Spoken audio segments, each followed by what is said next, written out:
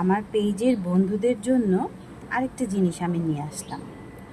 শরীরের সুস্থতার জন্য সবাই চায়, তাই না? আমরা সবাই চাই শারীরিক সুস্থতা, সুস্থ থাকতে, ভালো থাকতে।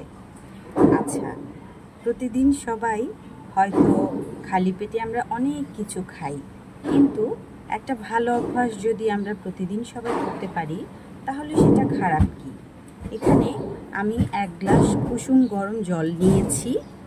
এখানে আছে কারকুমার অর্গানিক টারমারিক বুস্টার। এটা না হলেও নর্মাল হলুদও হলেও চলবে। এখানে আমি 1 চামচ নিয়ে নিচ্ছি।